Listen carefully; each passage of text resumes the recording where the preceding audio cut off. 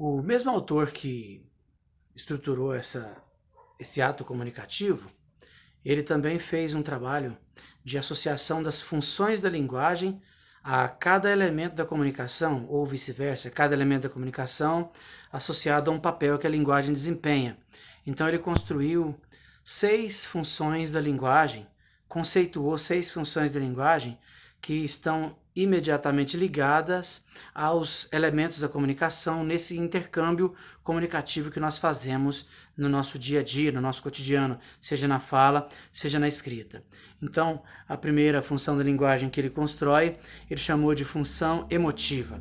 A função emotiva é uma função centrada no receptor, centrado no emissor. É aquela função em que o emissor, quando fala função emotiva, a gente pode se enganar, né, e achar que a gente se emociona. Não é nada disso. Tem a ver com a emoção daquele que fala. Você vai encontrar muito claramente a função emotiva nas autobiografias, nos textos em primeira pessoa, nos poemas em primeira pessoa, nas autobiografias. Você vai encontrar muito marcadamente o autor falando me, mim, comigo, para mim. Isso é o que que o autor chamou de, o Roman Jakobson chamou de função emotiva da linguagem. Você percebe que as emoções daquele que emite estão elevadas por estar falando do seu ego, da sua intimidade, falando dos seus sentimentos, das suas próprias emoções, das suas próprias atitudes, das suas ações. Então, você vê, por exemplo, você escuta uma música, né? O Menino da Porteira. Embora esteja falando do Menino da Porteira como título da música, a música é toda vez que eu viajava pela estrada de Ouro Fino, de longe eu avistava a figura de um menino que corria e abria a porteira e depois vinha me pedindo: toca o berrante, seu moço, que é para eu ficar ouvindo. Quando a boiada passava, que a poeira ia baixando, eu jogava a moeda e ele saia pulando. Obrigado, boiadeiro, Deus vai te acompanhando. E por aquele sertão afora, meu berrante ia tocando. O texto está falando muito mais da experiência dele, da emoção dele, da vivência dele, do que necessariamente do menino ali. É tanto que ele está falando, né, depois no final da música ele fala: nos caminhos dessa vida, muita coisa eu encontrei, e aí ele fala dessa emoção, desse momento específico. Então, as autobiografias, os textos de relato pessoal, em que o professor fala de si, uma pessoa resolve falar de si, aquilo é chamado de função emotiva da linguagem. A outra função é a função referencial. O que seria a função referencial? É a função que vai direto ao referente, a função que vai direto ao assunto. Ela é centrada no referente no sentido de que eu não crio rodeios, eu uso uma linguagem focada naquilo que eu quero falar. É a linguagem das manchetes dos jornalismos, é a linguagem das chamadas do comércio, por exemplo. Então eu tenho uma espécie de notícia direta, uma informação objetiva, sem rodeios, sem preocupações com floreios. A linguagem é mais seca, mais estruturada, pensando naquilo que é o objetivo da comunicação ali imediatamente. É chamado de função referencial. A outra função é a função metalinguística. A metalinguística é centrada no código. É quando a linguagem fala da própria linguagem. Especificamente, você vai encontrar ela nas gramáticas, você vai encontrar ela nos textos didáticos, pedagógicos, em que você tem um monte de expressões da língua tentando conceituar, definir outros conceitos também que são cunhados por meio de expressões e palavras da língua. Você vai encontrar então nos dicionários, nas gramáticas, nas enciclopédias. O dicionário é assim, né? É uma palavra sendo definida por várias outras. Então é a linguagem dizendo sobre a própria linguagem. A gente vê metalinguística também dentro dos textos, quando você tem a necessidade do autor de explicar algum conceito. Às vezes o autor vem escrevendo, ele abre um parêntese e explica ali, ou então ele cria uma nota de rodapé e explica ali algum termo, algum conceito que ele utilizou. Isso é chamado de função metalinguística. Às vezes também você percebe, o autor escreve algo e diz, ou seja, e depois do ou seja, Ele explica aquilo que ele havia dito anteriormente. Essa explicação, ela tem uma característica muito metalinguística, porque quase sempre ela é definidora, quase sempre ela é conceituadora daquilo que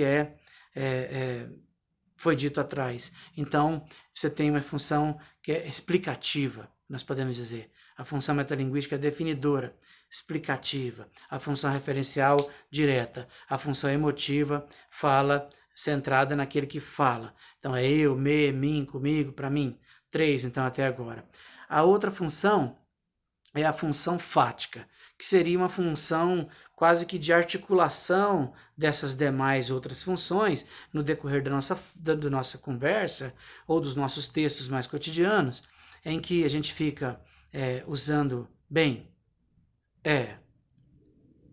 você liga para alguém e você diz, alô, oi, ela é esvaziada de assunto, ela é só um caminho introdutório ou de manutenção no decorrer do texto, no decorrer da comunicação.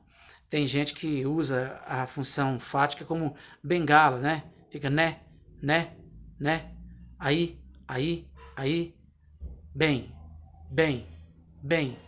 ok? O professor que fala com muita preocupação fática, às vezes ele tem tanta preocupação se o que ele está falando está sendo entendido, que ele fala e antes dele falar um parágrafo completo, ele já pergunta, entendeu? Tá ok? Né? E aí ele fica tentando criar uma cadeia entre as mensagens referenciais, ou então a mensagem emotiva, ou a mensagem metalinguística. Ele usa então a função fática nesse entremeio aí, criando essa preocupação, esse elo entre as demais funções. Você já percebeu então que o texto ele é mesclado. No mesmo texto eu tenho função emotiva, às vezes, função metalinguística, às vezes, função referencial, às vezes, função fática, às vezes. Então, a referencial, fática, metalinguística, emotiva, elas estão dinâmicas dentro do processo comunicativo. Eu não construo um texto só, necessariamente função emotiva, ou só metalinguística, ou só referencial, e sobretudo nunca só fático, né? Eu construo textos mesclados. As outras duas funções referenciais, as funções da linguagem são a função poética, que é o oposto da função referencial. O que seria a função poética? É quando o articulador, o emissor, ele quer enriquecer a sua fala ou a sua escrita e ele utiliza de uma certa seleção de vocabulário, um certo ritmo, uma certa dinâmica. Não é só a poesia, não é só o poema que usa a função poética. A poética ela tem um certo nivelamento também. Eu posso dizer que autores distintos usam poéticas distintas em contextos de comunicação e objetivos de comunicação distintos. Por exemplo, eu tenho o referente amor. Eu pego lá o Zezé de Camargo para falar de amor. Ele usa uma poética mais popular. É o amor que mexe com minha cabeça e me deixa assim, que faz eu pensar em você e esquecer de mim, e faz eu entender que a vida é feita para viver. Isso é o amor do Zezé de Camargo, no caso, porque ele tem um objetivo mais, digamos, de uma poética mais acessível para as pessoas. Não quer dizer que ele não tenha capacidade de construir outra poética. Eu estou dizendo que é o objetivo da comunicação dele, o receptor dele. E se você pegar o Djavan, ele já constrói de outra maneira, né? Amar é um deserto e seus temores, vida que vai na cela dessas dores e não sabe voltar, me dá teu calor. Vem me fazer feliz porque eu te amo, você deságua em mim e eu, oceano, esqueço que amar é quase uma dor. Você repare que é uma construção mais complexa, não tem aquela rima tão travada e tão óbvia.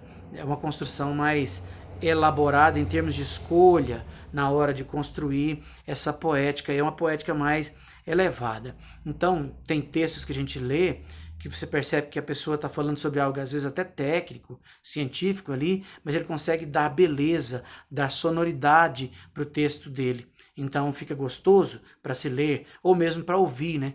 Há pessoas que falam, a voz dele é cheia de mel, assim, ele consegue construir uma retórica que te seduz a partir do modo como ele fala, as palavras como ele escolhe.